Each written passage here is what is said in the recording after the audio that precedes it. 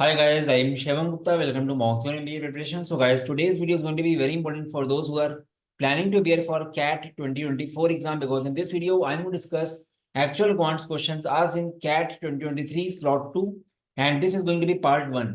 So guys, video को starting से and तक पूरा देखना। हम लोग आज 10 to 11 क्वेश्चन डिस्कस करने वाले हैं। ठीक है, काफी हेल्पफुल होने वाले वीडियो।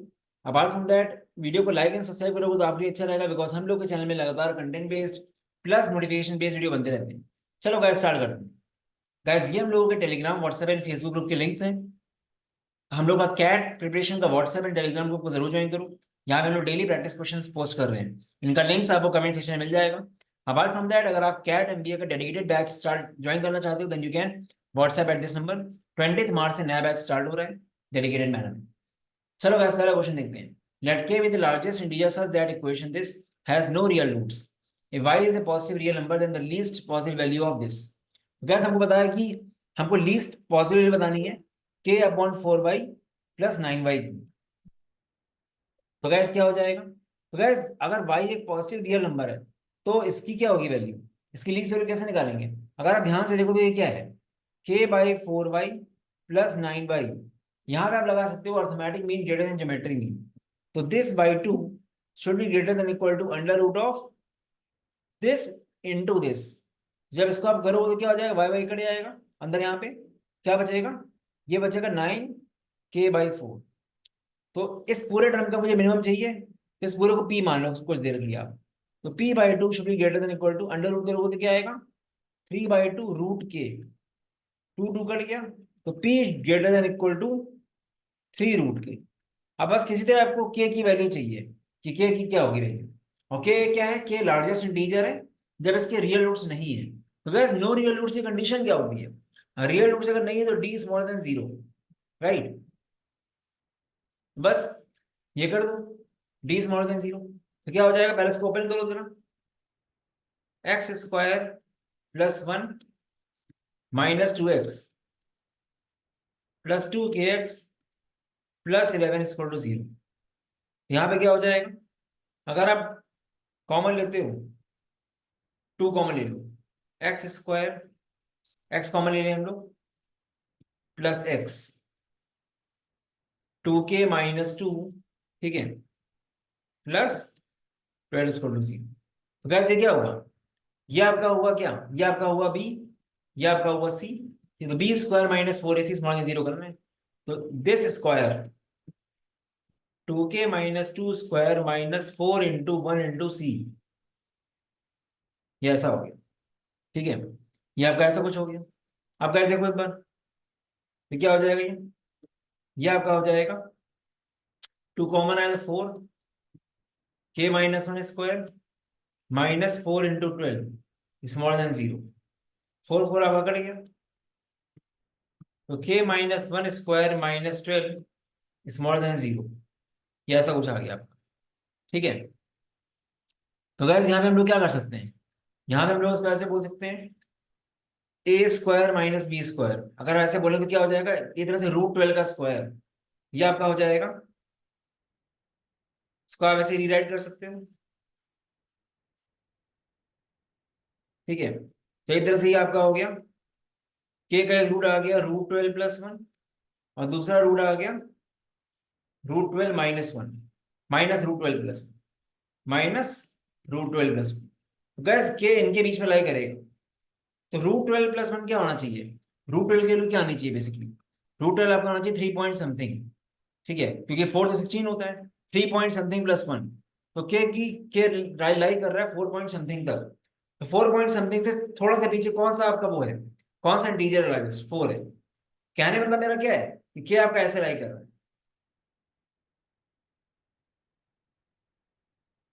ऐसा लाई कर रहा है। तो इससे छोटा, इससे जस्ट छोटा इंटीजर कौन सा होगा, ये अगर आपका 4 पॉइंट समथिंग है तो उससे जस्ट छोटा क्या होगा, 4। तो बस रूट के को यहाँ 4 रख दो, क्या आ गया, p greater than equal to 6। तो मिनिमम वैल्यू p की क्या है, 6 आई। तो आंसर क्या आ गया, 6 आ गया, ये आंसर। क्वेश्चन इजी था, बस देखो यहाँ पे दो कंसेप्ट लग गए। पहला कंसेप्ट तो सबको आना चाहिए, नो रियल रूट्स कंडीशन ही होती है जिससे आपको k की range milli.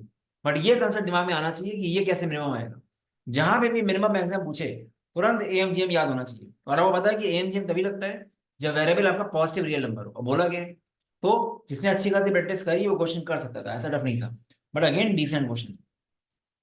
For any natural numbers m n k such that k divides both m plus 2n and 3m plus 4n, k must be common divisor of। So guys अगर आपका k divide कर रहा है इसको, k अगर आपका मतलब एक तरह से क्या है, m plus 2n आपका परफेक्टली डिविजिबल है k से। अगर इससे परफेक्टली डिविजिबल है तो यही चीज अगर 3 टाइम्स आप कर दो 3m plus 2n, इससे भी k डिविजिबल होगा, राइट। अगर कोई चीज अगर इससे k डिवाइड हो पा रहा है तो इसका कोई मल्टीपल कर दो आप 3 टाइम्स तो होगा ना।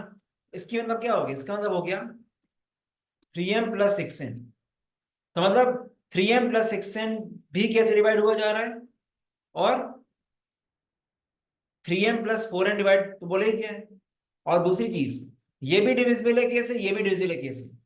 और कभी भी अगर दो चीजें आपस में डिविजिबल होती है k से तो उनका डिफरेंस भी डिविजिबल होगा। जैसे मैं एग्जांपल देता हूँ अभी रुको।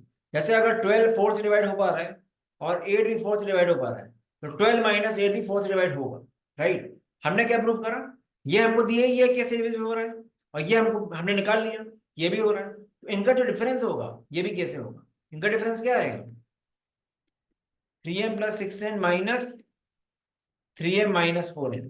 तो मुझे 2n मिल गया। यहां से ये प्रूव हो गया कि k 2n से मतलब 2n k से डिवाइड हो रहा है, तो 2n is divisible by k। हमने ये प्रूव कर लिया, ठीक है। ये चीज हमने ये प्रूव कर ली। अब गाइस दूसरी चीज क्या प्रूव करेंगे, अगेन हम बोलेंगे मतलब एक बार हम 3 का मल्टीपल देख रहे हैं इसके लिए, और एक बार हम 2 का मल्टीपल देखेंगे 4n बनाने के लिए। तो फिर वही काम करेंगे गाइस, हम लोग फिर से वही काम करेंगे कि m प्लस 2n अगर k डिवाइड कर दे रहा है इसको तो 2 times of m plus 2n भी k को डिवाइड कर देगा, k डिवाइड कर देगा इसको, मतलब 2m प्लस 4n। तो गैस ये नंबर k से डिवाइड हुआ जा रहा है, ये भी डिवाइड हो रहा है k से, तो उनका डिफरेंस भी होगा। तो अगेन डिफरेंस लो क्या आएगा, m आएगा। तो आप बोल सकते हो m भी k से डिवाइड होगा। यहां से क्या प्रूव हो गया कि m एंड 2n ये दोनों k से डिवाइड हो जाएंगे। तो आपका आंसर क्या आएगा, m एंड 2n। अच्छा क्वेश्चन है ये, थोड़ा सा ट्रिकी है, एग्जाम में हो सकता है ना कर पाओ आप। Any non-zero real number x and y such that y not equal to 3 will satisfy the condition। कहते हो ऐसे क्वेश्चन में माइंड लगाना पड़ेगा आपको।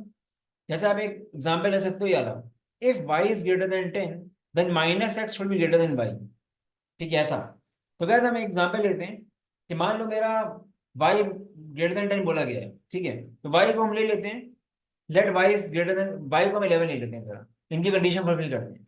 क्योंकि guys ऐसे वेरिएबल वाले क्वेश्चन में ना अगर बोल दिया उसने y ग्रेटर देन 10, मतलब वो बोल रहा है कि y 10 से अगर बड़ा है तो ये होना चाहिए, तो ये फिर किसी वैल्यू y के लिए होगा। y की कोई भी वैल्यू 10 से बड़ी ले लो ये होना ही चाहिए अगर सही है तो। ऐसा नहीं कि एक वैल्यू के लिए हो रहा है दूसरे के लिए नहीं हो रहा है, गलत हो जाएगा।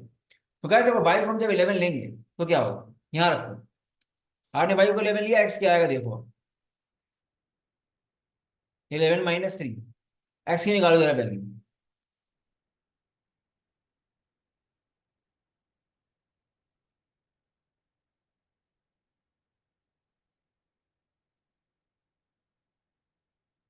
x ग्रेटर देन -11, x -11 से बड़ा है, ठीक है।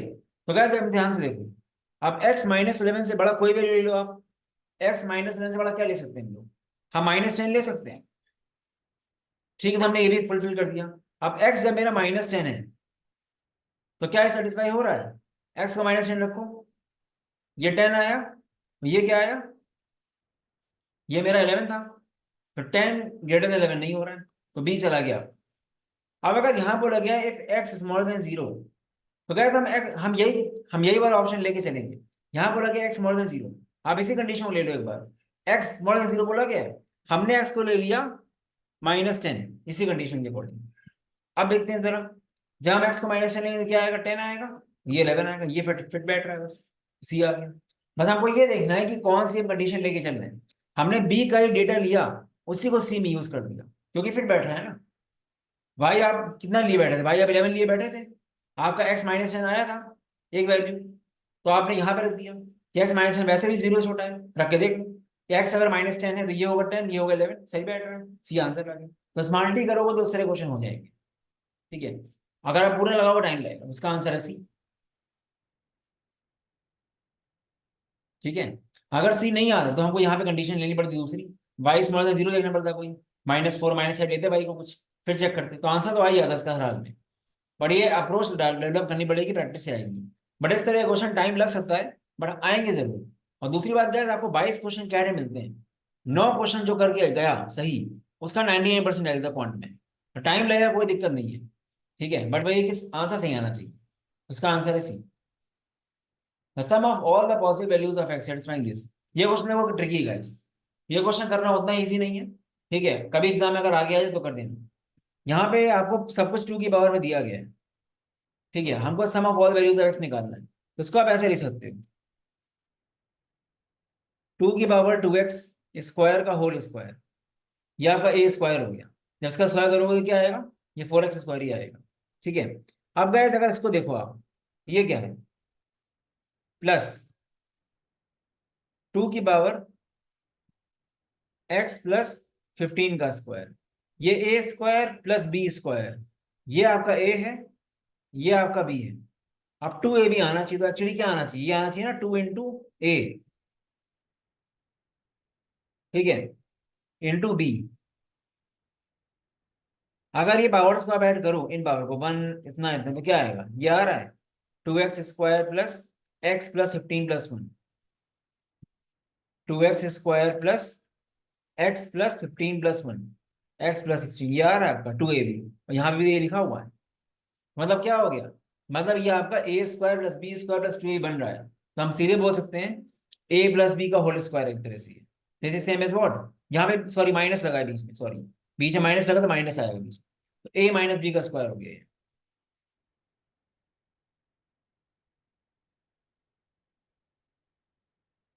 एक्चुअली ये इसका सिंपल सा क्या हुआ,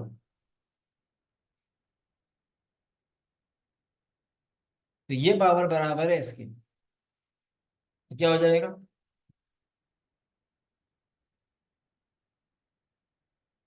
कर लो सॉल्व। -30 कैसे होगा, -6 + 5, है ना, -6 + 5, तो क्या आ गया, इसको ब्रेक कर लो,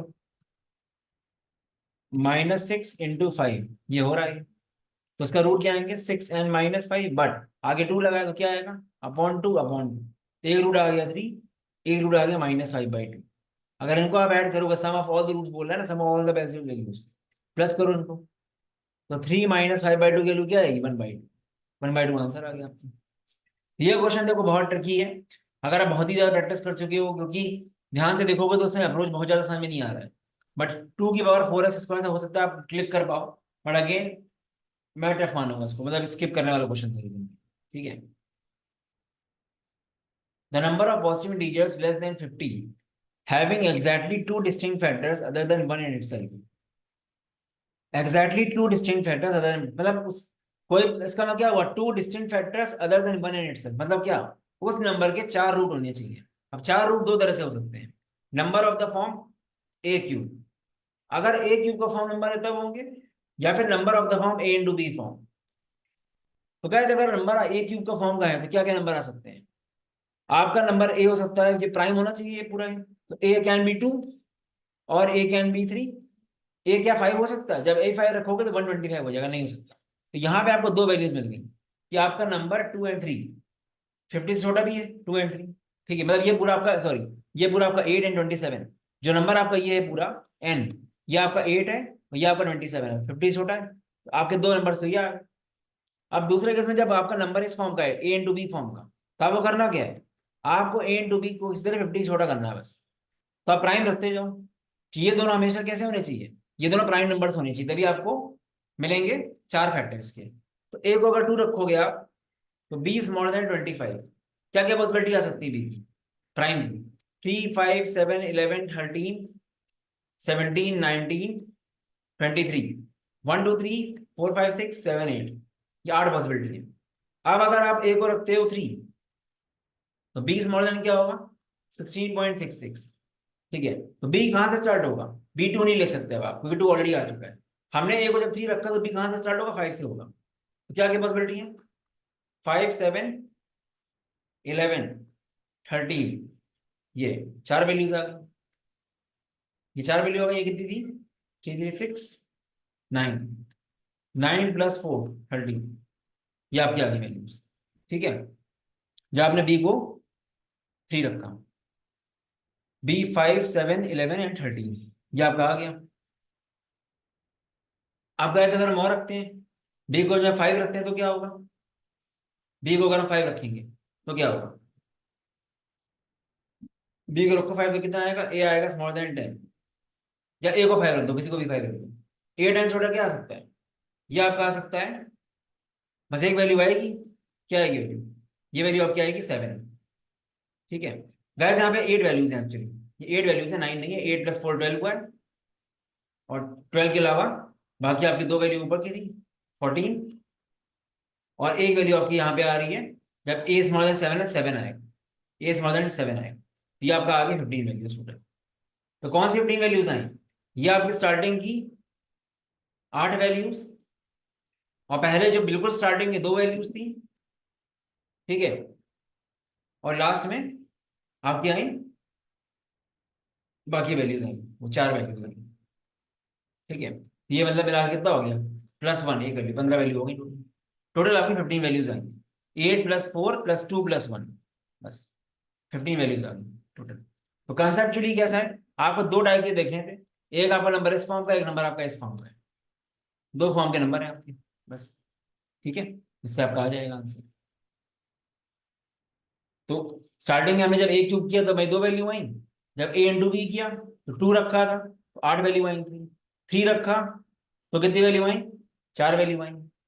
8 + 4 प्लस, जब हमने 5 रखा तो मुझे एक वैल्यू मिली। यहां से आ गई मेरी कितनी वैल्यू? 13 वैल्यू, और 2 वैल्यू मेरी स्टार्टिंग की थी, 15 वैल्यू हो गई। आई गेस सब क्लियर हो गया होगा आपको। ये क्वेश्चन डुबे पे रहेगा, इस नंबर्स का है क्वेश्चन। वैसे क्वेश्चन एंडमैट में भी आ चुका है। For some positive real numbers x, इफ log x to the √3 plus log this upon this equal इतना, हमें निकालना ही है। तो गाइस इसको आप देखो, ये क्या है? इसको ऐसे लिखा रहने दो गाइस। आपको अगर याद हो, log a upon log b को आप क्या ले सकते हो? ऐसे ले सकते हैं, log a to the base b, ये चीज बेस में चली जाएगी, ये ऐसे हो जाएगा 0.00825। और 0.008 क्या होगा? ये आपका होगा बेसिकली क्या, ये पहले इसमें क्वेश्चन आ चुका है, जिसने पीवाईक्यू लगाया वो कर लेगा। log 0.008 is what? 8/1000, that is 1/125। उसको आप ऐसे ले सकते हो,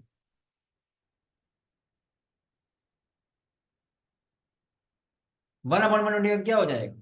1/5 क्यूब, मतलब 5 की पावर -3। तो ये ऐसे ही लिखा रहने दो भी, प्लस 5 की पावर -3, और ये 5 का स्क्वायर। अब गाइस जब भी बेस में पावर होती है रेसिप्रोकल में जाएगी, और ऊपर में पावर आगे जाएगी, तो ये ऐसे हो जाएगा आपका -2/3 = 16/3, ये वहां चला गया।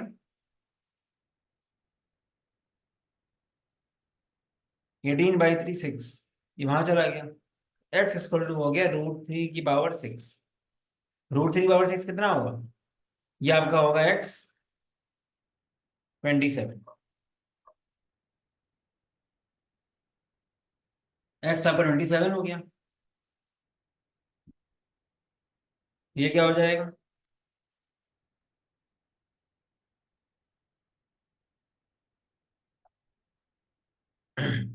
थ्री क्यूब, ये आपका आ गया 7। तो बस यहाँ पे ये लॉजिक था कि इसको आप कैसे चेंज कर सकते हो। गैस कभी भी 0.008 दिखे आपको कैट में, नॉन कैट में, इसको आप 0.2 का क्यूब मत सोचना। वो कर सकते हो, बट आप इसको 1/5 सोचना, 1/5। ठीक है, 1/125, सॉरी। ठीक है, आज कुछ ज्यादा टाइप हो रही है मुझसे, कोई बात नहीं। 8/1000 होता है ना ये, 8/1000 इज 1/125, ऐसे माइंड रखना। गैस ये क्वेश्चन देखने में बहुत जल्दी है, बट अगर आपके टाइम एंड वर्क की कंसेप्ट क्लियर है तो आप स्टेप बाय स्टेप करोगे, हो जाएगा। थोड़ा टाइम ज्यादा लग सकता है, बट आंसर जरूर आएगा इसका। और ऐसे क्वेश्चन से कॉन्फिडेंस मिलेगा आपको जब खुद लगाओगे पेन में। Pipes A and C can are fill pipes, while pipe B is a drain pipe. मतलब क्या, अगर कोई टैंक है, इस टैंक में फिलिंग कर रहे हैं ए एंड सी, ठीक है, और ड्रेन कर रहा है बी। इसको आप ऐसे लिख दो स्टार्टिंग में इन्फ्यूजन हो, A and C fill pipes हैं, प्लस प्लस हैं, और सी और जो बी आपका है ये ड्रेन पाइप है, ये पानी खाली कर रहा है, ठीक है। Pipe B empties the full tank in 1 hour less than time taken by pipe A to fill the empty tank। ए को अगर मान लो गाइस एक्स आवर्स लगते हैं पूरा फिल करने में, बी को कितना टाइम लगेगा खाली करने में, एक्स माइनस 1 आवर्स। सी का मान लेते हैं, सी को फिल करने में लगते हैं पी आवर्स, ठीक है, सी का दिया नहीं है। When pipes A, B and C are turned on together, the empty tank is filled in 2 hours। अब टैंक को फिल करना मेरा काम है, तो जो टैंक को खाली करेगा वो निगेटिव होगा। तो यहाँ पे क्या करने की equation, 1/x plus 1/p minus 1/x-1 into 2 = 1। ये इक्वेशन बनेगी ना। इनका 1 घंटे का काम, ए है आपका, सी है आपका, और बी निगेटिव कर रहा है, और 2 घंटे तक काम हुआ, तो ये क्या हो जाएगा, 1/x minus 1/x-1 plus 1/p equal to 1/2। ये पहली इक्वेशन है आपकी। अब गाइस दूसरी इक्वेशन क्या है, if pipes B and C are turned on together, pipes b and c को अगर टर्न ऑन करोगे तो क्या होगा, 1/p माइनस 1/x-1, ठीक है। when the tank is empty and pipe B is turned off after 1 hour, मतलब दोनों साथ में खोला गया, इंटू 1 हुआ, प्लस बी को बंद कर दिया गया, बाकी काम करेगा पाइप सी करेगा 1 घंटा 15 मिनट। तो मतलब क्या, इंटू 1 घंटा 15 minute 75/60, that is 5/4 equal to 1। उसको अगर आप ध्यान से देखो तो ये क्वेश्चन क्या बनेगी, ये क्वेश्चन ऐसे बनेगी, ये 5/4 है, 1.25 प्लस दिस, तो एक्चुअली ये ऐसे आ गया 2.25/p minus 1/x-1 equal to 1। ये ऐसी आ गई, और ये क्वेश्चन आपके पास ऐसी थी, ठीक है, ये क्वेश्चन ऐसी थी। तो क्या हम क्या करने वाले हैं, हम क्या करने वाले हैं, अब फर्स्ट इक्वेशन हमको पी हटाना है, हमको एक्स चाहिए, और हमको बोला गया है if pipe A can fill the empty tank in less than 5 hours, मतलब हमको एक्स मोर देन 5 है, ये बोल दिया गया। हमको पाइप पी का निकालना है, हमको पी की वैल्यू निकालनी बेसिकली, ठीक है। तो गैस क्या होगा यहाँ पे, हमको पी को रिमूव करना है इस इक्वेशन से। एक्चुअली दो इक्वेशन जो बनी मेरे पास, फर्स्ट एंड सेकंड, ये मेरी सेकंड इक्वेशन, ये दोनों इक्वेशन जो बनी मेरे पास, इससे आप किसी तरह पी रिमूव कर दो। पी रिमूव कब होगा, जब फर्स्ट इक्वेशन में हम लोग 2.25 मल्टीप्लाई कर देंगे। तो हम यहाँ पे राइट साइड में क्लीन कर रहे हैं जरा से, राइट साइड में क्लीन कर रहे हैं इसको, लेफ्ट साइड में, ठीक है, ये ऐसे हो जाएगा।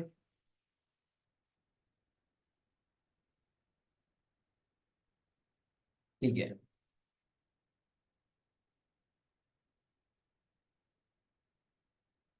तो गैस क्या हो जाएगा, ये आपका आ जाएगा, ये 1/x था ना, 2.25x minus 2.25/1 minus x-1 plus 2.25/p equal to 1/2 into 2.25, 1.125।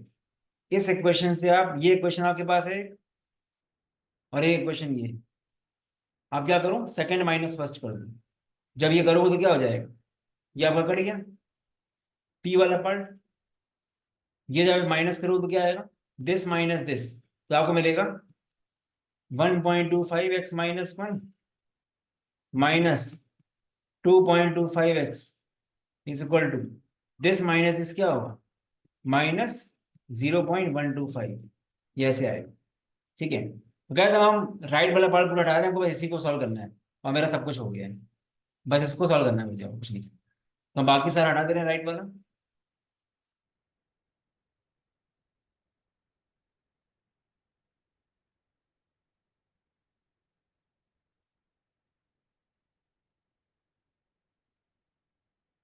ठीक है गाइस, तो ये देख लेते हैं।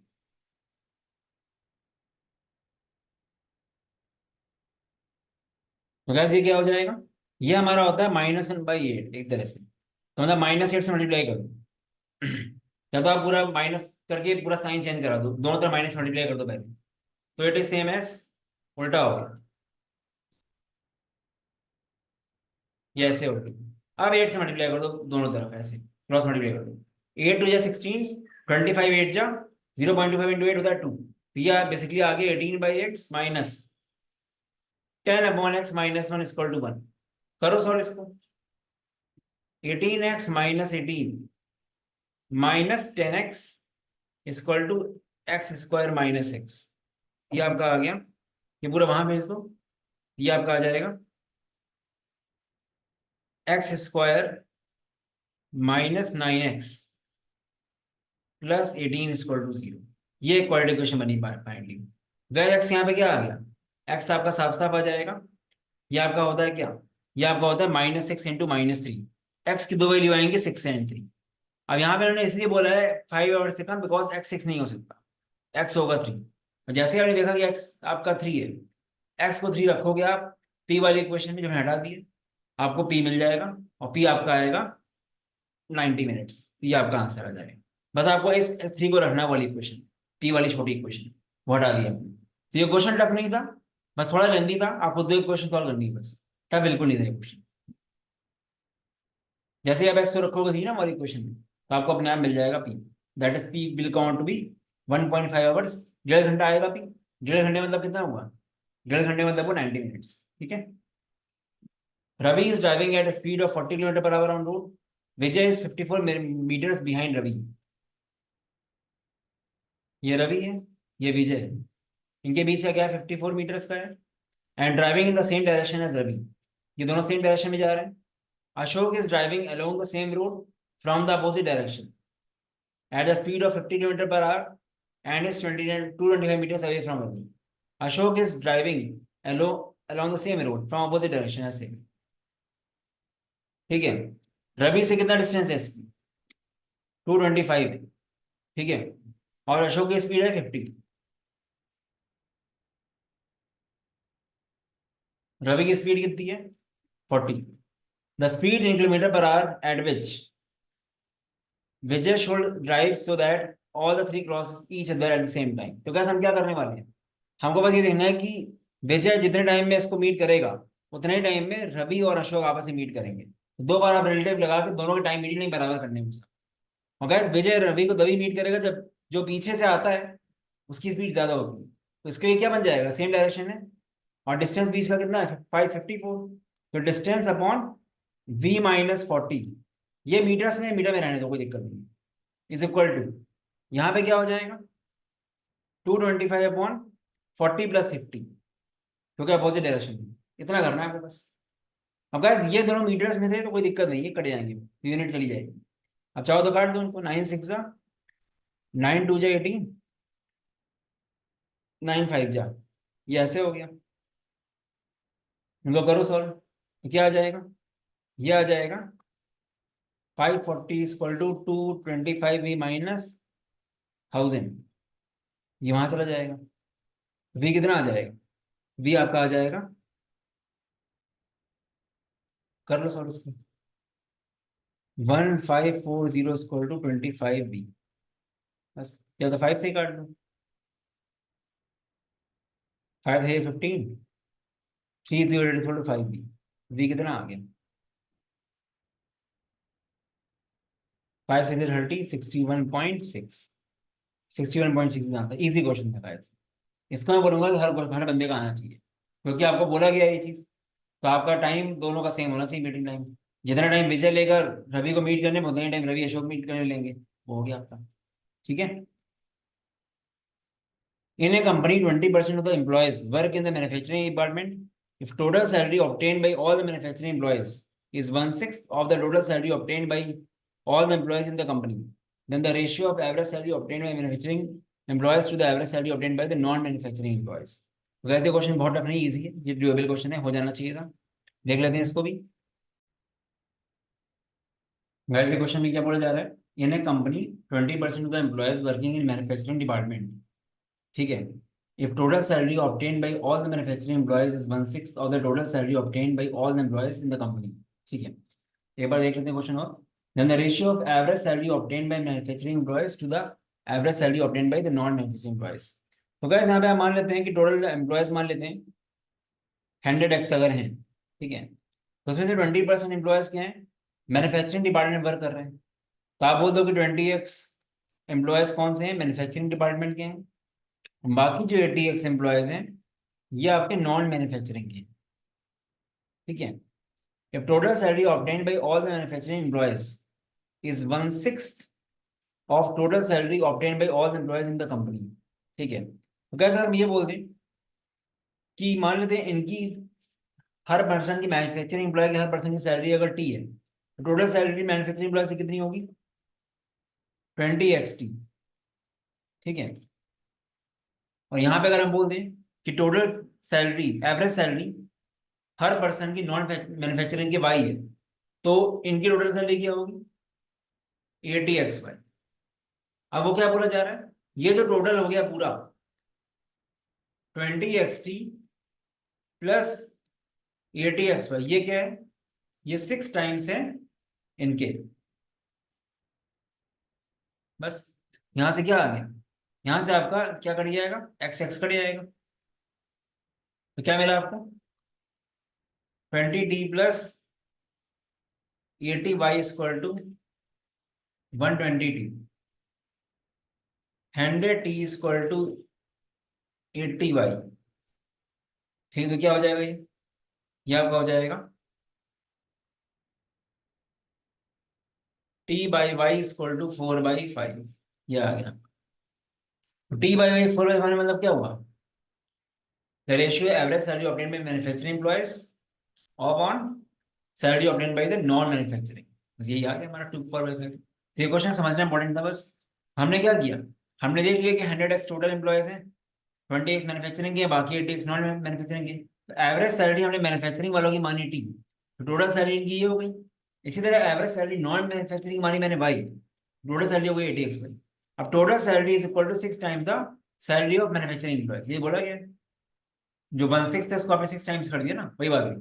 तो बस यहाँ से रिलेशन निकाल लिया, आंसर आ गया। Meenu purchases a pair of glass sunglasses at ₹1000 and sells it to Kanu at 20% profit. तो गैस अगर मैं मीनू की बात करूं तो इसके लिए सीपी क्या है? 1000, एंड इसके लिए एसपी क्या होगी? 1200। 1000 इंटू 1.2। कानू जो है, क्योंकि मीनू ने कानू को बेचा है 1200 में, तो कानू के लिए सीपी क्या होगी? 1200 खरीदे इसने। Kanu sells it back to Meenu at 20% loss, तो कानू के लिए एसपी क्या होगी? 1200 इंटू 0.8, दैट इज 960, ठीक है। Finally Meenu sells the same pair of glasses to Tanu. अब एक वही बात हो गई ना, कानू ने जब सेलिंग प्राइस 960 है, तो अगेन गाइस क्या हो जाएगा? अगेन मीनू के लिए सीबी क्या होगी? 960, ठीक है। अब फाइनली क्या हो रहा है? Finally Meenu is selling the glasses to Tanu. If total profit made by Meenu from all her transaction is 500, तो गाइस टोटल प्रॉफिट कैसे आएगा? Total SP minus total CP. Total से खरीदा कितने में? टोटल एसपी उसकी ये है, पहले 1200, उसके बाद क्या है? उसके बाद वो तानू को बेच रही है, तो उसकी एसपी एक्स मान लो आप। हम ये बोल सकते हैं कि 1200 plus x minus total CB क्या है उसकी? 1000 ये है, उसके बाद 960, 1960, ये बराबर है 500। Total SP minus total CP, बस ये करना है आपको। तो क्या आ जाएगा? एक्स माइनस 1200 माइनस 1960 कितना हो जाएगा? 760 इक्वल टू आ जाएगा 500। तो एक्स आपका आ गया 1260। यहां से ये पता गया कि मीनू ने वापस तानू को बेचा 1260, ठीक है। The percentage of profit made by Meenu when she sold the pair of glasses to Tanu, वही चीज है। तो आपको एसपी बदल गई इसकी 1260। तो 1260 एसपी है, सीपी एंड ये क्या हो जाएगा? SP minus CP upon CP, 300 upon 960 into 100, ये आ जाएगा आपका 1000/32, राइट। कर लो सॉल्व इसको, एक बार देख लेते हैं फिर से। 300/960 इंटू 100, ये आपका 3 से काटा तो ये आपका 32 नीचे आ गया, एक जीरो कट गया तो ये आपका आ गया। गैस कितना हो जाएगा? इसको जरा काट दो 4 से एक बार। 4 8 जा, या फिर 8 से काट दो, 8 4 जा एंड 8 125 जा। 125/4 कितना आएगा? 31.25%। ये आपका आंसर आ गया। इजी क्वेश्चन है गाइस, इस तरह क्वेश्चन स्वयं में भी आ सकता है। Let A, B, M and N be the natural numbers such that A is greater than 1 and B is greater than 1. A and B दोनों 1 से बड़े हैं। If A की पावर M into B की power N is equal to 144 की power 145, largest possibility of N minus M. 144 की power 145, इसको अगर आप ब्रेक करो तो क्या होगा? 144 को क्या लिख सकते हैं? 3 स्क्वायर इंटू 2 की पावर 4 की पावर 145। ठीक है, इसको अगर आप कर दो क्या आएगा? 3 की पावर, ये आएगा 290 इंटू 2 की पावर, ये कर दो मल्टीप्लाई, कितना आएगा? ये आएगा आपका 580। तो गैस हमको कि n माइनस m की बड़ी से बड़ी वैल्यू चाहिए, तो हम चाहेंगे कि मेरा n b की पावर n, ये पावर बड़ी से बड़ी हो। तो अगर हम इसको b मान लें तो ये मेरा n होगा, राइट? n तो मेरा 580 आ गया। अब अगर मुझे पूरा पूरा n माइनस m बड़ा से बड़ा चाहिए तो m जितना छोटा छोटा उतना अच्छा है। तो हम क्या करेंगे? हम यहाँ पे जो मेरा a की पावर है, इसमें हम क्या करेंगे? इस पूरे को ही हम a मान लेंगे गाइस। अगर हम इस पूरे को a मान लेंगे तो m क्या होगा? 1 होगा। काफी लोग गलती क्या करते हैं, इसको m मान लेते हैं 290 को, बट इस पूरे को आप a मान लो और m आपका ये हो जाएगा। उससे फायदा क्या हुआ? n मेरा 580 हो गया, m मेरा 1 हो गया, माइनस करके 575 आंसर आ गया। ठीक है, तो ये आपका आंसर हो गया मेनली। तो ये आपका 579 is the answer. So guys ये सारे क्वेश्चन हो गए 11 क्वेश्चंस। अच्छे से गाइस क्वेश्चंस को फिर से गो थ्रू करो और खुद जरूर पेन चला के लिखना, मतलब खुद सॉल्व जरूर करना गाइस इनको। ठीक है, काफी लोग क्या करते हैं, खुद सॉल्व नहीं करते, कॉन्फिडेंस नहीं आता। जब आप खुद प्रैक्टिस करोगे ना गाइस तो आपको बहुत कॉन्फिडेंस आने वाला है। ठीक है, अब डेफिनेटली कुछ क्वेश्चन लेंदी थे, बट अगेन फाइनली ये कैट है, कॉम्पिटिशन बढ़ रहा है हर साल। तो अगर आपने हर चैप्टर को अंदर से पढ़ा हुआ है ढंग से तो आप कर लोगे आराम से। ठीक है, और डेफिनेटली गाइस 22 के 22 क्वेश्चन करना पॉसिबल नहीं होता है। 22 में से टेस्ट पेपर में अगर 13-14 क्वेश्चन भी कर रहे हो तो भी आप बहुत ही अच्छे लेवल पे हो।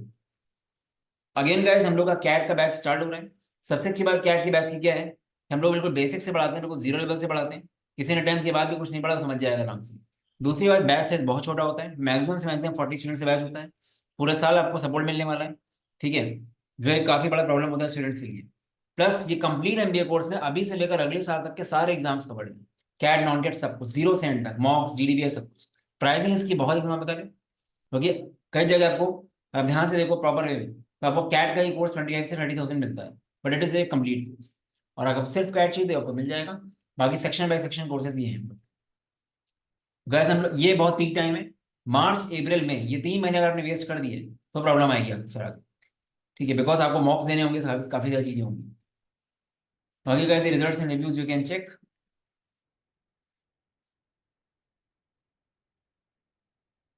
गैस ये नंबर है, यहाँ पे आप व्हाट्सएप कर सकते हो कोई डाउट हो तो। चलो guys, all the best, bye bye.